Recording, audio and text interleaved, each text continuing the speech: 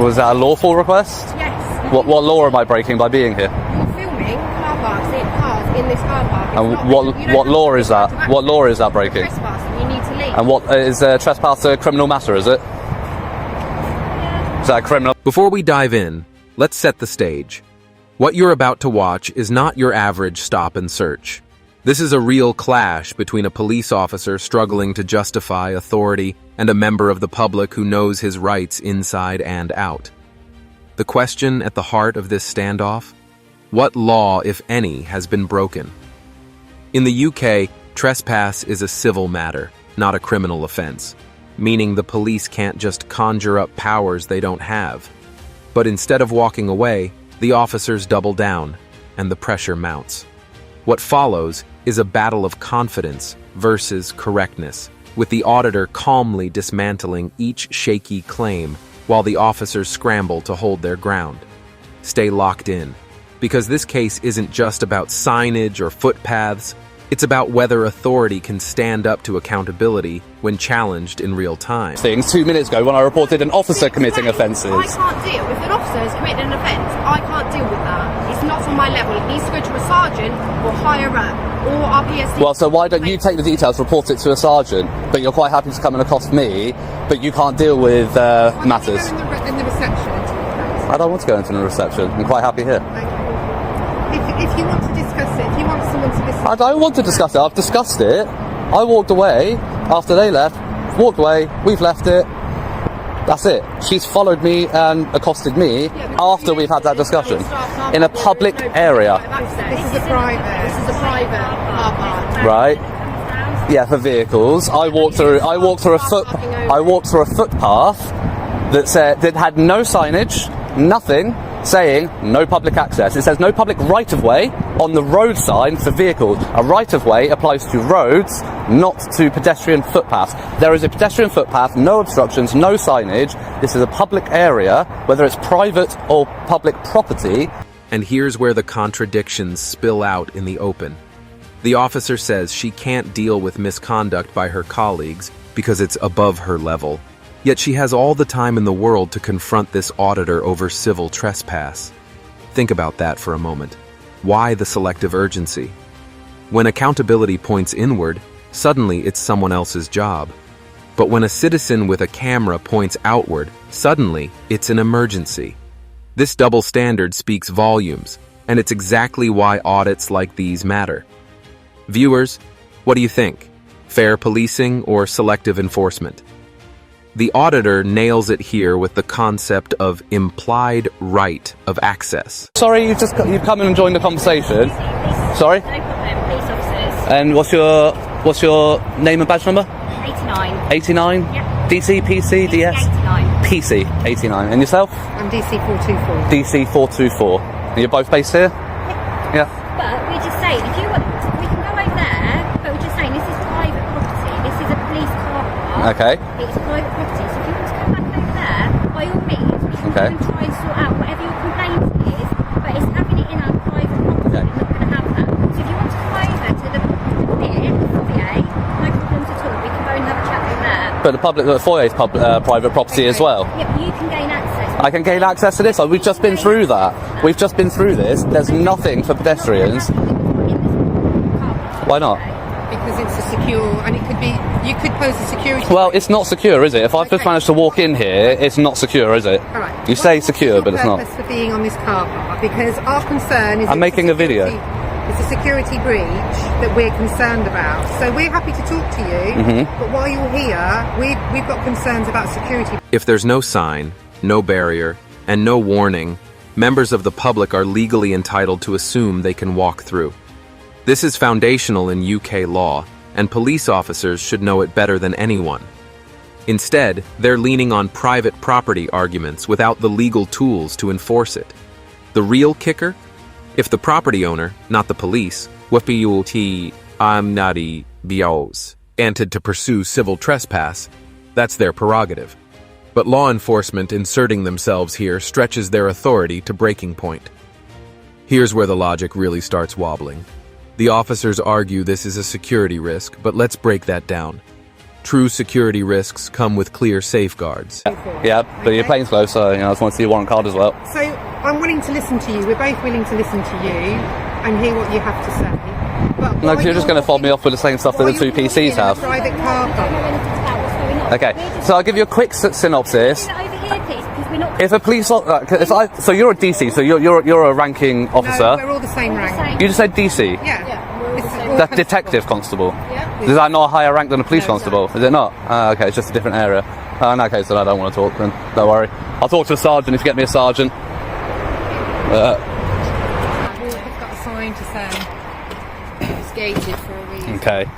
So you see the no entry signs and that one. Like I said, private property, no public right of way. As we discussed, what right of way is not public access. A right of way is relevant to roads. That's what a right of way is. A public right of way is a public road that people can access with a vehicle. Yeah. As you can tell, I'm not in a vehicle. I'm not in a vehicle. If it's secure, right? So as you can see there. I'm not going through it all with you. Well, you're going to try and do the whole. Oh, I know this legislation. I know that. I'm not really that fussed. I've just asked you to leave politely. And I've declined. Yeah. Cool. I just don't really see the point in you being here. Like I don't know. Well, I don't see the point in you being here either. But there we go. Right, this is my job. This is my job. I'm at work. It's my working place. Yeah, it's my place. This is my place of work right now as well. Oh, is it? Yeah. Hello, sir. Thank you. See, sensible. The most sensible person so far. You a sergeant? Yeah, I am. For my Thank you. Finally. Right. Okay. Well, we'll move away from the PCs because. Are we already standing over there so the cars can move around? Oh well, the cars can move around. I mean, where's the car going to move? Here. It's fine. We've got plenty of room. It's actually really standing We've got over plenty of room. I just want to move away from the PCs, to be honest. I want to talk to you. I don't want to talk to them. So if you can come with me and if you want to talk to me away from the others, that's fine. What I'm saying, sir, is there's operational police vehicles just moving here. That's fine. I'm quite conscious of the road. I've managed this many. Have a conversation with you, but can we just do it there? I've managed this many years. I'll tell you what. After we finish talking, you want to stand back here for a second. We can. Can we just talk over there? I'll tell you what. I'm not trying to be difficult. We can talk on the path here. My name's Pete. What's your name? Pete. Yes. Are your collar number Pete? My name's DS 1446 Pete McGill. DS. Gates, fences, pass cards, guards. What do we see here? A wide open entrance and zero pedestrian signage.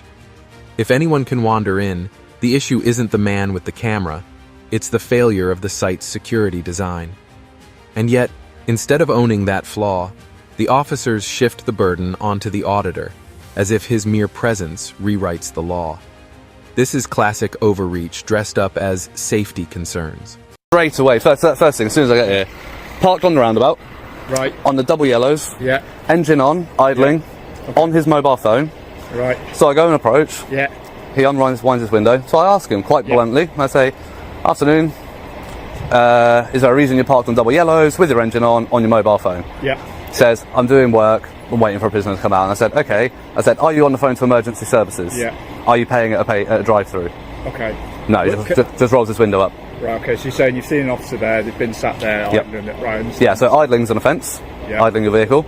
Being on your phone with the engine on, unless you're on the phone to 999, Yeah. or paying at a drive-through. Those are the exceptions to the new legislation. Yeah. Enter Detective Sergeant Pete McGill, and instantly the tone flips. Calm, measured, professional. McGill does what the others couldn't. He listens, he weighs facts, and he acknowledges the lack of clear signage. Notice how quickly tension diffuses when respect and clarity replace confrontation. This isn't weakness, it's good policing. McGill understands that authority doesn't need to shout. Authority backed by law speaks for itself. This single interaction shows the difference between escalating a situation and resolving it. No yelling, no threats, just clear communication. And the effect? Immediate. You can call me Power. Yeah. Power? Yeah. Let's go with Power. Yeah. I'll go with Sir because Power just. That's I didn't think you'd like it. That's why I said it. That's why I gave it as an option. I didn't think you would. Mr. Power. Does that sound right to you? Mr. Power. That'd be Go with Mr. Power. No, my ego's not that big. Don't worry. Well, you got yourself power. You got to have a little one. Right, okay. Basically, mate, you are absolutely entitled to film any vehicles you want around here. Yep. Not a problem. You have, if officers want to speak to officers, that's not an issue. Yep. The other thing I'd say is this area Yep. of the car is a private car park. It is. Work. Yep. So if you wanted to literally step on that pavement there and film my officers, film the cars, there's not an issue whatsoever. So that's fine. I appreciate that. I appreciate that. So the discussion I was trying to have with them, or trying to tell them, right? So they're saying it's secure, it's restricted. You got the gates and all of that. I said, and that sign up there says private property, no public right of way.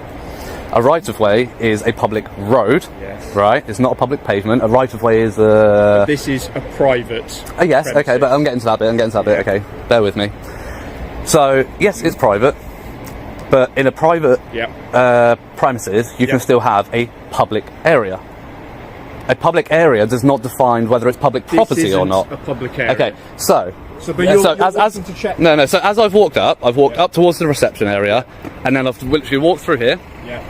No signage for pedestrians saying private property, no public access. You know what? That would be the Completely key. agree with you. Yeah. All right. So yes, it is private property. Until I was asked to leave, Yeah. it's publicly accessible. It's still public area. It's still a public area. It's still publicly accessible. The only thing is, you have the right to repeal repeal that implied right of access. Yes. And you know what? Don't disagree with anything you've just said there, Mr. Powell. Not a problem. I There we go. agree the signage should be better here. Yeah. But equally, you're here to do an audit. I'm guessing that's your role. Well done. To do that, yes. This moment is small, but powerful. The auditor documents an officer sitting on double yellows, idling, and on the phone. To some, it might look trivial, but here's the truth. If the public can be ticketed for it, officers should be modeling compliance, not breaking the same rules. McKill's reaction? He listens without brushing it off, recognizing that even minor breaches matter when trust in policing is on the line. Accountability starts at the details, and without auditors like this, those details often vanish unnoticed. I don't have a problem. In terms of the officer, and if you've had an issue, if you've filmed something, if you do want to make a complaint about that... I don't want to go through online. I was told a sergeant could deal with it. I've got his collar number, I've got his name. I want to report that to you now. If you want to take down his details, and you can deal with it. Right, we can have a chat about whatever's happened there, but in terms of, you've raised a few things, haven't you? So right now, that implied consent of the sign is removed. So are we okay just standing over here now that that's been removed so we can talk? No, I'm still going to stay here. Okay, but I'm trying to be courteous to you. I know, and I appreciate that, and that's why I'm not being as belligerent with you, but I am going to stand firm on where I stand, on where I am standing, literally. But I don't understand why, if we've just covered that it's private premises and that implied right has been removed. Yeah. Because I agree, it isn't enough signage. So can you help me understand that rationale? Because at the end of the day, they were... not a gentleman, I've not met him yet, but the ladies were so belligerent about it, in the fact that I absolutely couldn't be here and absolutely was doing something wrong, especially the blonde officer. So I tried to raise the incident with the guy parked in his marked vehicle and doing all of that. Tried to raise it with her, was not interested, not her business, because she's a response officer. But then as soon as I come on here, she's got time to deal with that, but she can't deal with that. You see what I mean? That seems like favourability towards another police officer, the thick blue wall as we call it, standing behind the thin blue line, and not holding up her. No, I'm not saying you are, but she's not holding up her oath. Neither was the other gentleman I spoke to. But she's got plenty of time to come and deal with this, apparently, but she doesn't have time to deal with that. What I can say is, if anyone has in any way talked to you and you felt it wasn't being courteous, I can only apologise for that, because ideally we don't want to have that kind of discourse. It's not even about the courtesy. You're a switched on bloke. You know exactly what you do with these audits. You understand that they're going to provoke a reaction in terms of a security response. That's going to happen, isn't it? Not always. I've been to plenty of places, plenty of police stations, headquarters, where they just leave me to it. Okay, but I'd imagine they would have spoke to you at some... They would have said hello. They didn't say anything to you. Okay, well, that might be because they didn't know. It's generally speaking... No, they see me. They might give a wave, but... in a police station car park going around different cars, we'd usually stop to say, just as I've done with you, I'm not demanding your details, you don't have to give me them, as you bloody well know. Not trying to make your life in any way difficult, and in fact, I want to help enable you to do your audit and what you want to do, but as you've just explained, once that right has been revoked for the private premises, it's been revoked. Right. So the fact that you have been treated poorly, or you feel like someone's been rude to you, that doesn't change the fact that it's been revoked, does it? And It doesn't, but once it's been revoked, it becomes an issue of civil trespass, doesn't it? And you knew I was coming with it. You knew I was coming with it. You don't need to go down this. I'm trying to talk from a practical point of view. I know you're talking practically. I know you're talking practically. And we're stood in a disabled bay. I like to talk lawfully. Yes. Okay, so lawfully, I'm not committing any offences.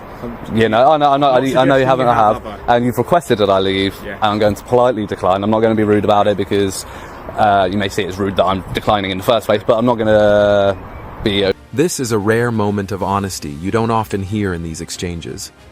McKill agrees, the signage isn't good enough. That admission alone sets him apart from the earlier officers, who refused to budge from their private property stance. By acknowledging flaws instead of denying them, McKill not only shows professionalism, but rebuilds credibility in the process. It's a lesson in humility that should be standard across the board. When you're wrong, admit it. When rules are unclear, clarify them. And when citizens raise valid points, don't dismiss them. Engage with them. Made it this many years, being fully aware of roads and emergency vehicles. You know, I've never been hit by a car yet, so. So how are we rating so far? How are we doing? We had a rough start by the sounds of it on your audit. Has it improved as we're going along? I'd say the. Sorry, 2 seconds. Yeah, you've been better. Yeah, I must admit. Yeah, so. Well, it's a learning experience for me. We don't have this every day. No, it's good to see a sergeant leading by example. Yeah. Hopefully, the PCs and DCs do pick up on your example. I know you want a bit of a reaction. No, I'm not giving a reaction. I'm genuinely stating that I really hope that they pick up on how you've led by example here, and they take some lessons on how you've dealt with this and how you've been so professional, calm about it. You're going to make me blush. You can't compliment me like this. No, because you have, and you asked my name, but you didn't push it, so that's fine. But other than that, that's just for politeness. I'm not demanding details. Exactly. How would you like me to refer to you? Yeah, and that's how. So what have we learned from this encounter? That confidence without correctness crumbles fast, and authority only holds weight when backed by law. The first officers leaned on shaky arguments, civil trespass, vague security claims. But when pressed, their case unraveled. It took Detective Sergeant McKill to restore order with respect, honesty, and measured authority. That's the difference between confrontation and resolution, between losing public trust and earning it back. If you found this breakdown as eye-opening as we did, hit that like button, drop your thoughts in the comments, and don't forget to subscribe for more deep dives into courtroom drama, policing, and real accountability. Your support keeps these investigations alive,